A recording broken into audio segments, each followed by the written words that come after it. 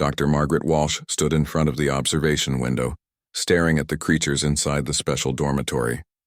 Her hands trembled slightly as she held her electronic notepad. She had been studying alien life forms for 15 years, but these beings were different. These were Carvathi cubs, and they were nothing like anything she had encountered before. The 6 young aliens looked like a strange mix of wolves and bears. Their fur was thick and silver, shimmering under the artificial lights of the station. Their eyes glowed amber in the darkness, and even though they were young, they were already massive. The smallest one was as tall as Margaret's chest. The largest, a female the research team called Alpha, was nearly as tall as an adult human. When these cubs grew up, they would stand 3 meters tall. The Carvathi were known across the galaxy as fierce predators, and even their children were dangerous. The cubs had arrived at Station Harmony 2 weeks ago. The Galactic Council wanted humans to teach them, to show them how Earth people educated their young. In return, humanity would learn about the Carvathi species, one of the most mysterious groups in the known universe. It seemed like a good idea when the program started. Now Margaret was not so sure. The cubs had not slept in 3 days. They paced back and forth in their dormitory, their claws scraping against the reinforced walls. Sometimes they howled, a sound that echoed through the entire station and kept everyone awake at night. Twice they had damaged the walls with their claws, leaving deep scratches in the metal that was supposed to be unbreakable. Lieutenant Commander Jacob Pierce walked up beside Margaret. He was the security officer for the station, responsible for keeping everyone safe. He watched the cubs with concern in his dark eyes. "They are getting worse," he said quietly. "My team is worried. Some of the researchers are afraid to come to this section of the station." Margaret nodded. She was worried too. The Carvathi diplomatic team had told them this was normal behavior. When young cubs were separated from their pack elders, they became anxious and restless. But nothing the human team tried seemed to help. They had adjusted the temperature to match the Carvathi homeworld. They had changed the lighting and even the air mixture. They had played soothing sounds and tried different foods. Nothing worked. "The council is losing patience," Margaret said. "Captain Price told me this morning that we have 48 hours to fix this problem. If we cannot calm the cubs down, they will be removed from the station. The entire exchange program will end." Jacob frowned. "That would be bad for everyone. Earth needs this alliance with the Carvathi. They control 3 major trade routes." "I know," Margaret replied, "but I do not know what else to try. We have done everything by the book. Every protocol, every suggestion from the Carvathi advisors. Nothing is working." As if to prove her point, one of the cubs suddenly howled. The sound was loud and mournful, full of distress. The other cubs joined in, and soon all 6 were howling together. The noise made Margaret's teeth hurt.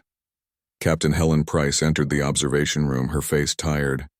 She was the station commander, and the responsibility for this failing program rested on her shoulders. She looked at the cubs, then at her staff. "Ideas?" she asked. "Anyone?" Margaret shook her head. Jacob remained silent. They had run out of ideas days ago. That was when Danny Morris knocked on the door. He entered the room hesitantly, as if unsure whether he should be there. Danny was young, only 26 years old, and he had been on the station for just 2 weeks. He was a botanist, hired to help grow vegetables and fruits in the hydroponics gardens. He had brown hair, friendly green eyes, and an easy smile. Right now, though, he looked nervous. "Excuse me, Captain Price," he said. "I heard about the problem with the cubs. I think maybe I can help." Margaret tried not to look skeptical, but it was difficult. What could a young botanist possibly know about handling dangerous alien predators? But Captain Price was desperate enough to listen. "Go ahead, Morris," she said. Danny stepped closer to the window. He watched the cubs for a moment, studying their movements. "I have been reading the reports," he explained. "The Carvathi cubs respond to dominance and calm authority, right? They need pack elders to feel safe." "We know that," Jacob said, his tone slightly impatient. "But we do not have Carvathi elders here. That is the whole problem." "Right," Danny agreed. "But maybe they do not need Carvathi elders specifically. Maybe they just need someone to act like an elder. Someone who is calm and confident and in charge." Margaret frowned. "You mean a human should try to act like a Carvathi elder? That is impossible. We do not have their size or strength or natural authority." "Maybe not," Danny said. "But I grew up on a farm in Montana. I was the youngest of 5 kids, and we had lots of animals. Dogs, horses, cattle. I learned that young animals, no matter what species, they all need the same thing. They need to know that someone stronger is watching over them, someone who will keep them safe. These are not farm animals, Jacob said firmly. They are alien predators with claws that can cut through steel. One wrong move and they could kill you. Danny nodded. I understand that, sir. But think about it. Right now, the cubs are scared. They are in a strange place, away from their families, and no one here makes them feel safe. Every person they meet is nervous around them. The cubs can sense that fear. It makes them more anxious. Captain Price studied the young botanist carefully. There was something sincere in his manner, something that suggested he really believed he could help. She thought about the alternative. In 48 hours, the program would be canceled. Earth would lose an important opportunity. The cubs would be sent home as failures. What exactly are you proposing? She asked. Let me spend time with them, Danny said, not as a scientist studying them, not as someone who is afraid of them, just as someone who is in charge and knows it. Someone calm and confident. Absolutely not, Margaret said immediately. It is too dangerous. We cannot risk a human life on an untested theory. With respect, Dr. Walsh, you are about to lose the entire program anyway, Danny pointed out gently. The cubs are miserable. The station is in chaos. In 2 days, this all ends badly. What do we really have to lose by trying? There was a long silence. Captain Price looked at the cubs, then at Danny, then at her staff. Finally, she made her decision. You will wear full protective gear, she said. Energy shielding, the works. Jacob and his security team will be right outside with tranquilizer weapons. Medical team on standby. At the first sign of real aggression, you evacuate immediately. Clear? Danny smiled, relieved. Clear, Captain. Thank you. 2 hours later, Danny stood outside the dormitory entrance. Through the thick windows, he could see the cubs moving around inside. They were pacing and snarling, clearly upset. The largest one, Alpha, was clawing at the wall again, leaving new marks in the metal. Margaret's voice came through the small speaker in his ear. Your heart rate is elevated. You can still back out of this, Danny. No one will think less of you. I am just nervous, Danny replied. That is normal, right? Very normal, Jacob's voice added. Remember, any sign they are going to attack, you run. Do not try to be a hero. Danny took a deep breath and entered the code to open the door. The heavy door slid open with a soft hiss. Immediately, all 6 cubs stopped what they were doing. 6 pairs of glowing amber eyes turned to look at him. Danny stepped inside. The door closed behind him with a sound that seemed very final. The cubs stared at him. He stared back. Then slowly they began to move toward him, circling like predators around prey. They were testing him, trying to figure out what he was. Danny stood still. He was not frozen in fear. He was calm, centered, waiting. He met their eyes without staring them down, acknowledging them without showing fear or aggression. Alpha approached first. She was huge up close, her head level with his own, even though she was still young. She pulled back her lips, showing teeth as long as human fingers. Her breath was hot on his face as she sniffed him. Danny did not move. He did not flinch. He simply stood there, calm and present. Hey there, he said softly. His voice was even and relaxed. You guys having trouble sleeping? The cubs continued to circle him, but something had changed. They seemed confused by his lack of fear, by the calm authority in his voice. In the observation room, Margaret watched with her heart pounding, certain she was about to witness something terrible. But Danny just stood there, waiting, as the first night began. The first hour was the longest of Danny's life. The cubs circled him constantly, sniffing and investigating this strange new presence in their space. They growled low in their throats, testing him with sounds meant to intimidate. One of them, a male the research team called Stryker, even snapped his jaws near Danny's arm. Not close enough to bite, but close enough to show he could. Danny remained calm. He did not react to their tests with fear or anger. He simply stood there, present and unworried, as if dangerous alien predators circled him every day. When 2 of the cubs started fighting with each other, crashing into the walls with enough force to make the whole room shake, Danny did something that made everyone in the observation room hold their breath. He stepped forward and spoke in a firm, low voice. That is enough. The words were not shouted. They were not aggressive. But they carried absolute certainty, the kind of authority that came from someone who truly believed they were in charge. The cubs stopped fighting and stared at him, surprised by the tone. Then, after a moment, they went back to their restless pacing. By the second hour, the cubs seemed less interested in Danny. They had investigated him thoroughly and found him boring. He did not try to touch them or study them. He did not have any machines or tools that frightened them. He just existed in their space, calm and steady. The smallest cub, the one Margaret had nicknamed Runt, was the first to settle down. The little one had been pacing near the wall, occasionally whimpering.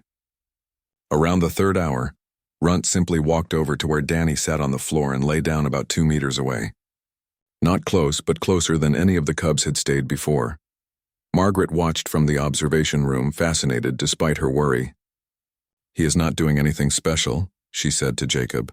"He is just sitting there." "Maybe that is what they need," Captain Price replied. She had stayed to watch, unable to leave despite having a dozen other responsibilities.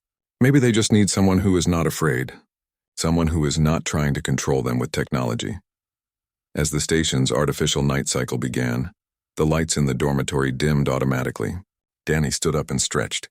All 6 cubs watched him with interest, their glowing eyes bright in the darkness.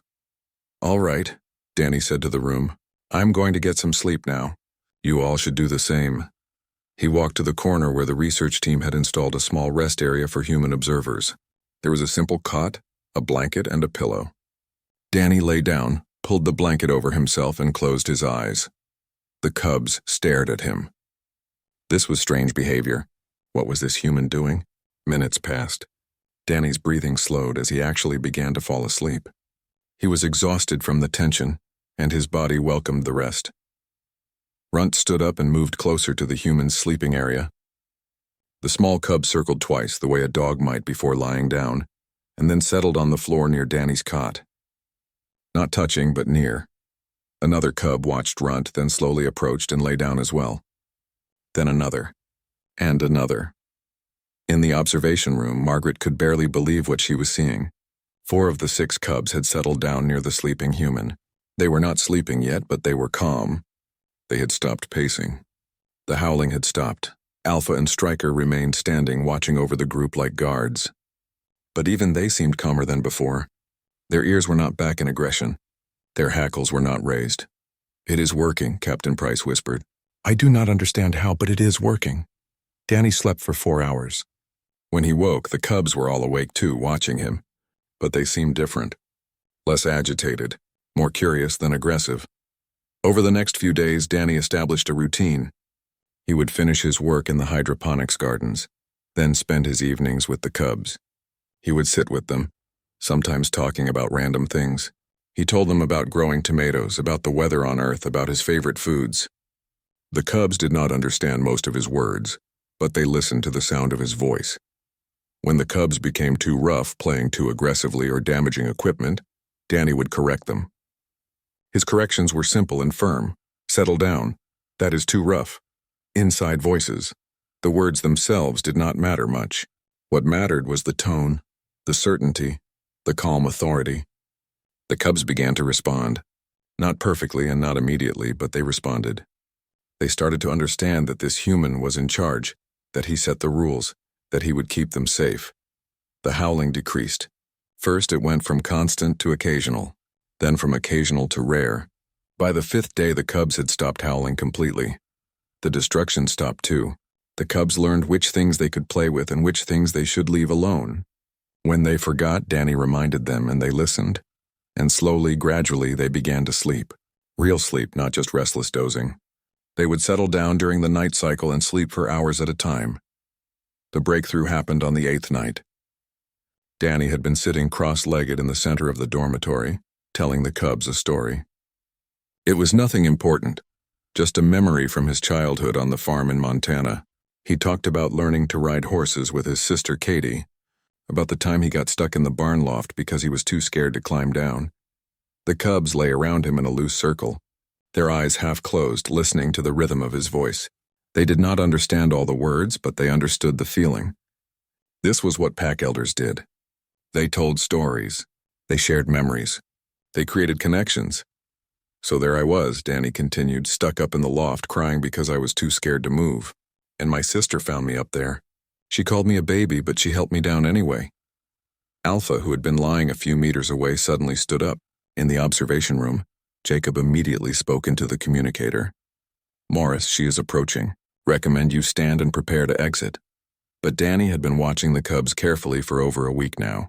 He had learned to read their body language. Alpha's ears were forward, not back. Her tail was relaxed, not stiff. She was not preparing to attack. The large cub walked over to where Danny sat. She lowered her massive head and very gently placed it on his lap. Danny's heart was pounding, but he kept his breathing steady. Slowly, carefully, he raised his hand and placed it on Alpha's head. Her fur was coarse and warm, thick enough that his fingers sank into it. He scratched gently behind her ears. Alpha made a sound deep in her chest. It was not a growl.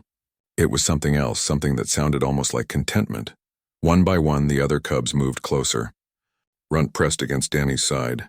Stryker lay across his feet. The others arranged themselves around him, creating a protective circle of warm fur and solid muscle. Within minutes, all 6 cubs were breathing deeply, sleeping peacefully for the first time since they had arrived at the station. Margaret stared at the scene through the observation window, tears in her eyes.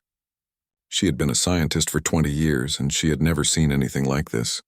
A young human man, barely more than a boy himself, surrounded by alien predators who could kill him with a single swipe of their claws. And yet he was completely safe. More than safe. He was trusted. He was loved. How did he do it? She whispered to no one in particular. Captain Price smiled. He treated them like they deserved to be treated, like children who needed someone to care about them. Jacob shook his head in wonder. I still do not fully understand it, but I cannot argue with the results. In the dormitory, Danny sat very still, afraid to move and wake the sleeping cubs. His legs were going numb from Alpha's weight on his lap, and he was pretty sure Stryker had cut off circulation to his feet. But he did not mind. He looked around at the peaceful scene, at these strange and wonderful beings who had accepted him. He thought about his family back on Earth, about his mother and father and siblings. He wondered what they would think if they could see him now. Probably they would be terrified. But they would also be proud, he hoped. Proud that he had found a way to help these cubs when no one else could. The station's lights dimmed further, moving into deep night mode. Danny leaned back carefully against the wall, trying to find a comfortable position without disturbing the cubs. His eyes grew heavy. The warmth of the cubs, the sound of their breathing, it was all very peaceful. Margaret's voice came softly through his earpiece. Danny, you are clear to leave if you want. They are all asleep now. Danny looked at Alpha, her massive head still resting on his lap. He looked at Runt pressed trustingly against his side. He looked at all of them, these beings from another world who had chosen to trust him. I think I will stay, he whispered back. They sleep better when I am here. And so he stayed through the whole night while the cubs slept peacefully around him. It was uncomfortable, and his back hurt and his legs went completely numb. But Danny did not move. Because this was what you did for family, and somehow, impossibly, these alien cubs had become his family. The success with the cubs changed everything about the exchange program. Once the cubs started sleeping properly and felt safe, they became interested in learning. They were no longer terrified children lashing out at a strange world. They became curious students, eager to understand this new place and the humans who lived here. Dr. Margaret Walsh began spending more time with Danny and the cubs. She had always been a good scientist, careful and methodical in her work. But now she was learning something new. She was learning that sometimes understanding came not from careful observation and data collection, but from simple connection. The cubs responded well to Margaret once they understood she was part of Danny's pack. They allowed her to approach them, to teach them, to care for them, but they never showed her quite the same level of trust they showed Danny. With him, they were completely relaxed. With her, they were still slightly cautious, still watching to make sure she was safe to be around. It is fascinating, Margaret said one afternoon. She and Captain Price were watching through the observation window as Danny taught the cubs a human game. It was similar to tag, where one person was chosen to chase the others. The cubs loved it, bounding around the large dormitory with joy that shook the floor. The Karvathi diplomatic team explained that this is similar to how they teach their own young. Margaret continued. Play is important for learning hunting skills and social bonds. But we never thought to simply treat them like children. We were so focused on protocols and procedures that we forgot the basic truth. They are young beings who need care and guidance, Captain Price nodded. Morris has a gift. I have approved his temporary reassignment. He will split his time between the hydroponics gardens and the cultural exchange program. The gardens need him, but the cubs need him more. The routine became established. Danny would spend his mornings in the gardens, tending to the vegetables and fruits that fed the station. Then after lunch, he would go to the cubs. Sometimes he brought them treats from the garden, fresh fruits that the Carvathi enjoyed. Other times he brought educational materials, teaching them about Earth and human culture. The cubs learned fast, much faster than anyone had expected. They picked up basic human language with surprising speed. Within 3 weeks, they could understand simple commands and even speak a few words of English. Their pronunciation was rough, their grammar confused, but they communicated. One afternoon, Runt approached Danny with a question. "Elder Danny," the small cub said carefully, "why sky blue on Earth?" Danny smiled. He had been expecting questions like this. "Well, Runt, it has to do with how light works. The sun sends out light in different colors and the blue light bounces around more in the air, so that is what we see." Runt tilted its head, processing this information. "Home sky is purple," the cub said. "Miss Home Sky." Danny felt his heart squeeze with sympathy. These cubs were so far from home, from everything familiar. "I know, buddy," he said gently, "but you will see your purple sky again. This is just for a little while so you can learn new things." The cubs also learned to navigate the station without causing problems. Margaret took them on supervised tours of different sections, teaching them about the various technologies humans used. The cubs were especially interested in the hydroponics gardens, amazed by the idea of growing food inside a building. They even started participating in cultural exchange sessions with other alien species on the station. There were Veltran diplomats who looked like tall, thin birds. There were Gormath traders who resembled armored insects. The cubs met them all, always with Danny present, learning that the galaxy was full of different beings and they could coexist peacefully. But there were still challenges. One day, during a lesson about spatial navigation, Stryker became aggressive. The young male had been having trouble understanding the concept, and frustration made him lash out. He snapped at one of the other cubs, a smaller male named Patch, and the two began to fight. Danny intervened immediately. He moved between the two fighting cubs, making himself as large as possible, and spoke in a voice that carried across the entire room. "No, we do not hurt our packmates." Stryker turned his aggression toward Danny, growling deep and threatening. The cub was angry, too frustrated to think clearly. For a moment, the situation hung on a knife edge. Jacob and his security team, always nearby during these sessions, prepared to rush in. Then Danny did something that made Margaret's breath catch in her throat. He growled back. It was not a perfect imitation of a Carvathi growl. Danny was human, his vocal cords were different, but it was close enough. The message was clear, spoken in a language older than words, older than species. It said, "I am the authority here. I am stronger than you. Stand down." Stryker's ears flattened against his head.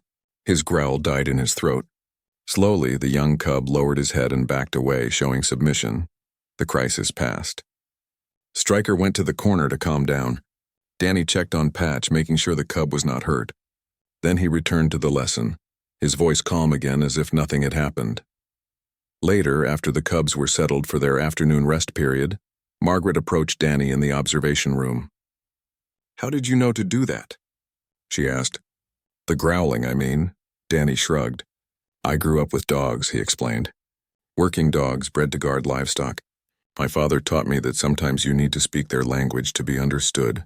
These cubs are different from dogs, obviously, but the basics are the same. They need to know where they stand in the social order. Once they know, once they accept it, they feel secure." "You make it sound simple," Margaret said. "It is simple," Danny replied.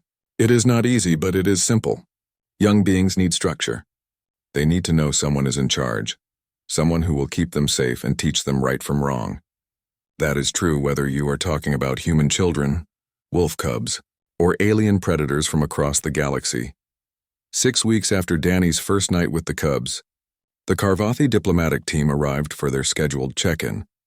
Ambassador Kresh was massive, even by Carvathi standards. The adults stood nearly 4 meters tall, their silver and black fur marked with complex patterns that showed their high rank in Carvathi society. They were intimidating, powerful, and according to the reports, very skeptical that humans could properly care for Karvathi young. When Kresh entered the observation room, they stopped and stared at the scene below. The 6 cubs were arranged around Danny, who sat reading from a datapad about Earth's ancient history.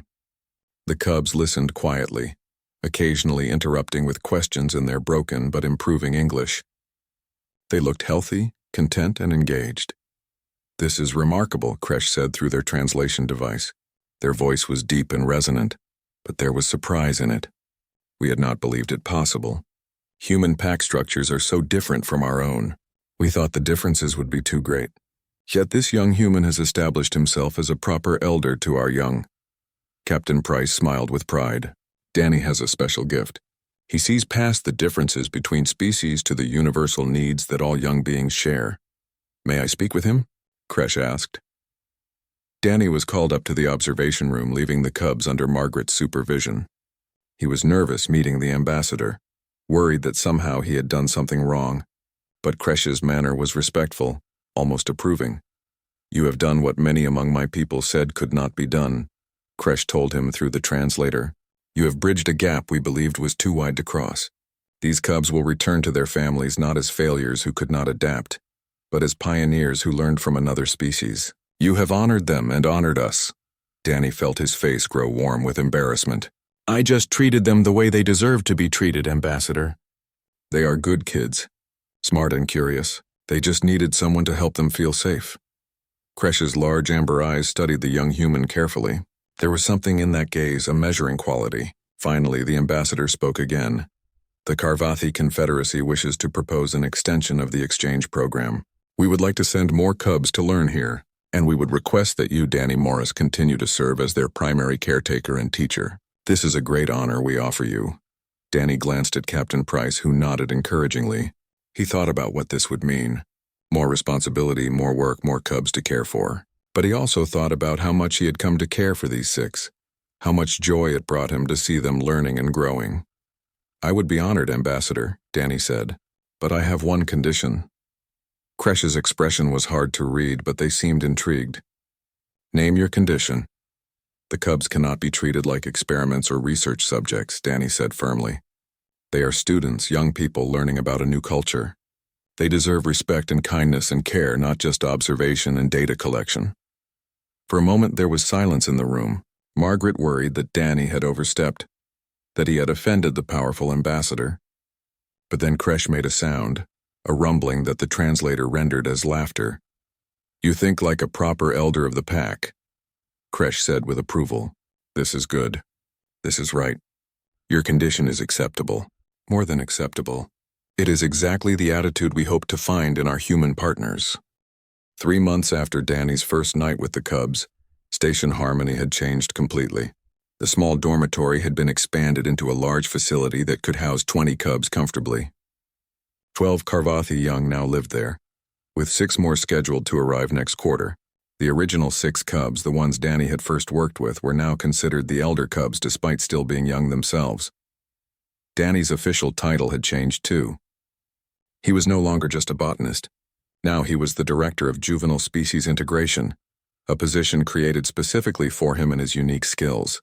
The title made him uncomfortable. He was just 26 years old and he felt too young for such an important role. But Captain Price had insisted. The program needed him, and he needed the authority that came with the title. He still worked in the hydroponics gardens every morning. He had discovered that the cubs enjoyed helping there, and it became part of their education. The cubs learned about plants and growing food, and their powerful claws were surprisingly gentle when harvesting delicate vegetables. Watching a massive Karvathi cub carefully picking tomatoes without crushing them never stopped being amusing to Danny. The success of the program had attracted attention from across the galaxy. Other species had heard about what was happening on Station Harmony, and inquiries were flooding in. The Eithriel Collective wanted to send their young. The Draconid Empire was interested. Even the mysterious Ethel, who rarely interacted with other species, had sent questions about the program. Captain Price held meetings almost every day now, discussing expansion plans and logistics. Margaret led a team of researchers documenting everything, creating guidelines that could be used for similar programs in the future. Jacob and his security team had adapted to their new role as protectors and supervisors, though they were still amazed by how gentle the dangerous cubs could be around Danny. The original 6 cubs had become leaders among the group. Alpha, in particular, showed natural leadership qualities. When new cubs arrived, scared and howling like she had once been, Alpha would approach them calmly. She would show them that this place was safe, that the humans could be trusted, that Elder Danny would take care of them. It was a complete reversal from 3 months ago. Now, instead of chaos and fear, the dormitory was filled with learning and play. The cubs attended lessons in human culture and language. They learned about different alien species. They even started learning human subjects like mathematics and basic science, adapted for their different way of thinking. One evening, as the station's artificial sunset painted the windows in shades of orange and purple, Danny sat in the common area of the expanded dormitory. The 12 cubs were scattered around the large space in various activities. Some wrestled gently in the designated exercise area, practicing the controlled aggression they would need as adults. Others worked on learning modules, their clawed fingers carefully manipulating the specially designed interfaces. A few simply rested, comfortable and secure in this place that had become their temporary home. Margaret joined Danny on the bench, carrying 2 cups of coffee. She handed one to him and sat down with a tired sigh. She looked exhausted. The work of documenting and expanding the program was taking its toll on everyone. "The council wants to write a formal paper about this," she said, "something academic with lots of big words. They want to call it interspecies parenting dynamics and cross-cultural child development or something equally boring." Danny chuckled. "That does sound pretty boring." "That is the point," Margaret replied. "Academic papers are supposed to be boring. That is what makes them legitimate science."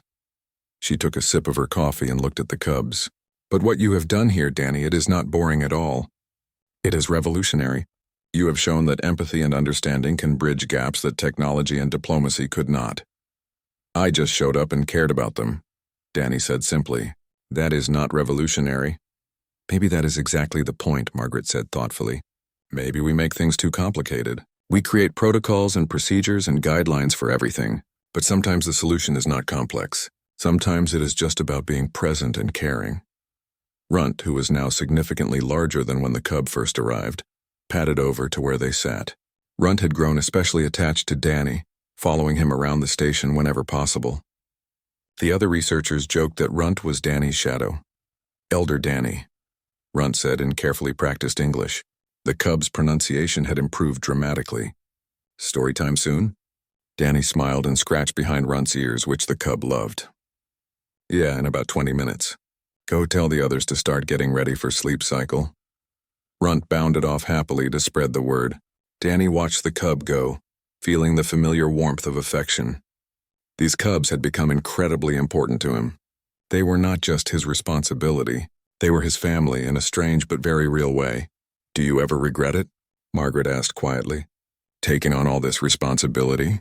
You could have just stayed in the gardens growing vegetables. Much simpler, much safer." Danny thought about the question seriously. His life had changed completely in 3 months. He worked longer hours now. He carried more responsibility. There was always some crisis or challenge to deal with. Just yesterday, one of the newer cubs had gotten sick, and Danny had stayed up all night caring for the frightened youngster until the doctors figured out the problem. "No," he said finally, "I do not regret it. This is hard work and sometimes I am so tired I can barely think. But it matters. These cubs matter. What we are building here matters." The lights began to dim for the sleep cycle, the signal that the cubs had learned to recognize. They started gathering in their usual formation, creating a large circle with space for Danny at the center. Even the new cubs, who had only been on the station for a few weeks, understood the routine now. This was how they slept. Together, safe, with Elder Danny watching over them. Alpha approached Danny first, as she always did. The large female had grown even bigger over the past 3 months.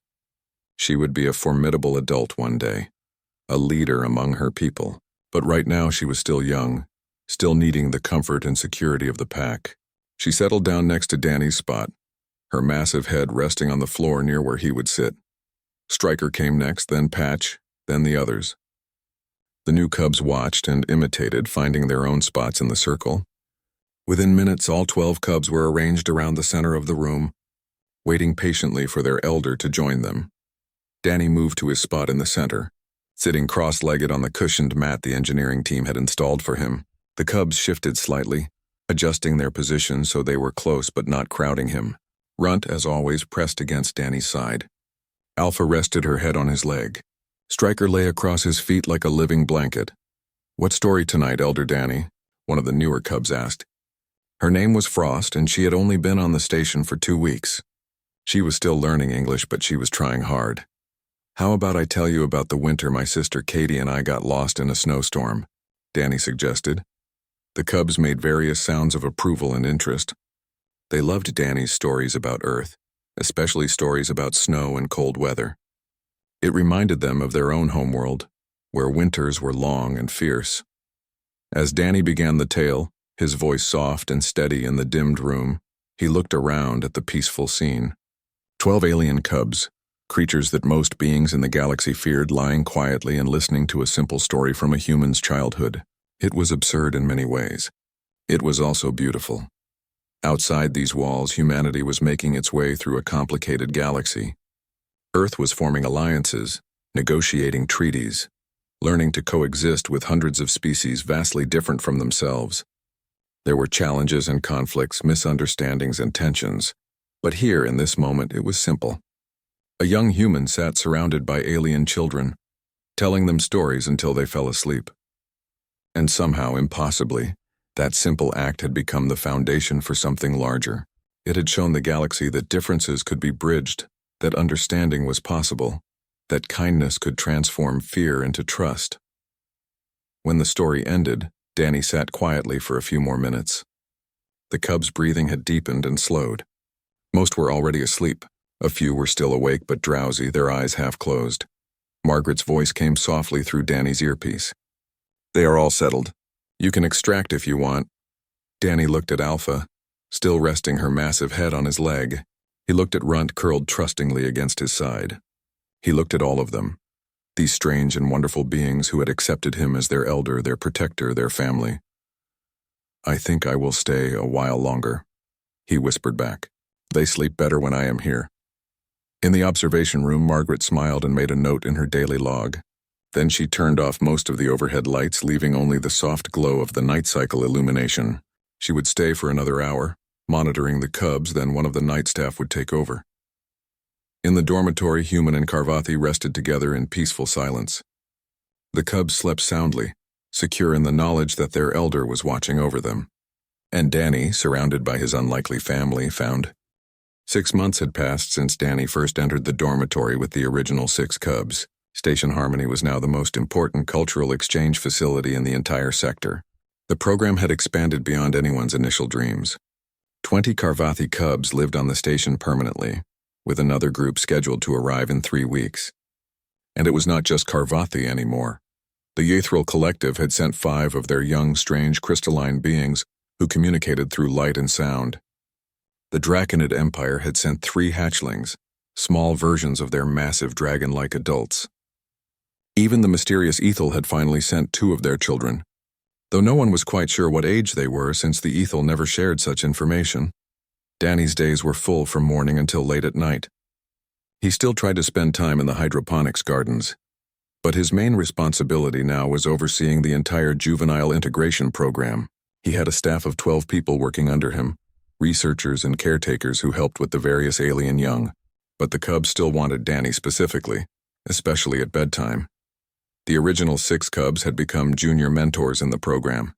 Alpha took her role very seriously, helping new arrivals adjust to station life.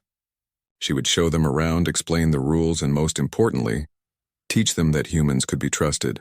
Stryker had become protective of the younger cubs, watching over them during playtime. Runt, despite the name, had grown into a confident young Karvathi, who helped translate between the human staff and the newer cubs who did not speak English yet. Captain Price had been promoted to admiral and given command of 3 stations in the sector, but she still kept her office on Station Harmony, unwilling to leave the program she had helped create. Margaret Walsh was now the lead scientist on the largest cross-species study ever conducted, her research forming the basis for similar programs across the galaxy. One afternoon, Danny received a message that Ambassador Kresh wanted to speak with him. The large Karvathi had become a regular visitor to the station, checking on the cubs and consulting with Danny about Karvathi culture and child-rearing practices. They had developed a respectful friendship despite the massive differences between them. Danny met Kresh in one of the conference rooms. The ambassador had to duck to enter through the human-sized door, and the chair specially built for Karvathi visitors groaned under their weight. "Elder Danny," Kresh said. The ambassador had taken to using the title the cubs used, treating it with respect. "I have news from the Confederacy Council. They have made a decision regarding the exchange program." Danny felt a flutter of nervousness in his stomach. Had something gone wrong? Were they pulling the cubs out? "The council has voted unanimously to make this exchange permanent," Kresh continued. "Not just for a few years as initially planned, but ongoing. We wish to establish Station Harmony as the primary cultural education center for young Karvathi, who will work with other species in the future." Danny let out a breath he had not realized he was holding. "That is wonderful news, Ambassador." "There is more," Kresh said. "The council wishes to honor you formally. You will be given the title of Honorary Pack Elder, a position that has never been granted to a non-Karvathi before. This title carries great respect among our people. It means you are recognized as one who raises and guides the young of our species with wisdom and care." Danny was speechless. He had never expected anything like this. He had just tried to help some scared children, and somehow it had grown into something much larger. "I do not know what to say," he admitted. "Say you will accept," Kresh replied. "Say you will continue to guide our young with the same kindness you have shown these first cubs." "Of course I will," Danny said. "It would be my honor." That evening, Danny sat with the cubs during their free time before sleep cycle. The dormitory had been expanded again, now taking up an entire section of the station. There were different areas for different activities, play zones and study zones and quiet zones. But the cubs still preferred to gather in the original common area, the space where Danny had first spent the night with them. Alpha approached him, moving with the grace that came naturally to Karvathi. She was enormous now, nearly full-grown, though she would not reach complete maturity for another 2 years. She settled down next to Danny, as she had done hundreds of times before. "Elder Danny," she said in perfect English. Her language skills had improved dramatically. "We heard about the council's decision. You are to be honored." "You all deserve the credit," Danny said. "You were brave enough to trust a strange human in a strange place." "That took courage. We were frightened," Alpha admitted. "When we first arrived, we did not understand anything. Everything was wrong. The air smelled wrong. The sounds were wrong. We had no pack elders to guide us. We thought we would die here." "But you did not die," Danny said gently. "You adapted. You learned. You grew. Because of you," Alpha said firmly. "You gave us safety. You gave us structure. You became our elder when we had none. That is not a small thing, Danny. That is everything." Other cubs had gathered around listening to the conversation. Runt pushed closer to Danny's side, as the cub always did. Stryker sat nearby, protective as always. Patch, Frost, and the others formed a circle around their elder. "Do you miss your home?" Danny asked them. "Your real families?" "We miss them," Runt said quietly. "But we also love it here. We have learned so much. We have made friends with other species. We have become something new. Something that did not exist before. We are Karvathi who understand humans, who can bridge our two worlds. That is what the Confederacy hopes for," Alpha added. "We will return home eventually, but we will never forget what we learned here. We will teach others. We will help our people understand that humans are not weak or strange. They are strong in different ways. They have wisdom we can learn from." Danny felt emotion tighten his throat. These cubs had grown so much, not just in size but in understanding and maturity. They would return to their homeworld as ambassadors of a sort, carrying knowledge that could help shape the future relationship between their species and humanity. As the lights dimmed for sleep cycle, the routine began as it always did. The cubs gathered in their circle, the formation that had become tradition. The new cubs had learned it from the older ones, and now even the non-Karvathi young participated in their own way. The Ethereal younglings created a ring of soft light around the group. The Draconid hatchlings curled up in the warm spots near the heating vents. Danny took his place in the center of the circle. It had become his spot, a position of honor and responsibility. Alpha rested her head on his lap. Runt pressed against his side. Striker lay across his feet. The others arranged themselves close enough to touch, creating a living barrier between their elder and the world. "Story tonight?" one of the younger cubs asked hopefully. "Always," Danny said with a smile. "Let me tell you about the time my brother Jake taught me to fish and I fell into the river." The cubs settled in to listen, their eyes bright with interest. Danny's stories had become legendary among the young aliens. They loved hearing about Earth, about human families, about simple adventures that showed them how similar young beings were across all species. As Danny told his story, his voice steady and warm in the dimmed room, he thought about how strange life had become. He had come to Station Harmony expecting to grow vegetables. Instead, he had found a calling he never knew existed. He had become a father figure to dozens of alien children. He had helped build bridges between species that had seemed impossibly far apart. And it had all started with one simple decision: to walk into a room full of scared, howling cubs and refuse to be afraid, to offer them what they needed most, which was not technology or sedatives or complex solutions, just presence, just care, just someone willing to be calm and steady and strong when they needed it most. When the story ended and the cubs were all sleeping peacefully, Margaret's voice came through Danny's earpiece as it did every night. "They are all down. You can leave if you want." And as he did every night, Danny looked around at the sleeping cubs, at these wonderful beings who had trusted him with their safety and growth. He looked at Alpha, who would one day lead her own pack. He looked at Runt, who had overcome early weakness to become strong and confident. He looked at all of them, each unique, each special, each carrying the potential to change the galaxy in small but important ways. "I will stay," Danny whispered back, "just a little longer." He stayed the whole night as he always did, because this was his pack now, his family, his responsibility, and his joy. And when morning came and the lights brightened and the cubs woke stretching and yawning, Danny would be there. He would greet them with a smile. He would guide them through another day of learning and growth. This was his life now.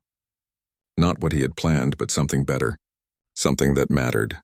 And as he sat surrounded by sleeping alien cubs, some from species humanity had feared just months ago, Danny knew he would not trade it for anything in the universe.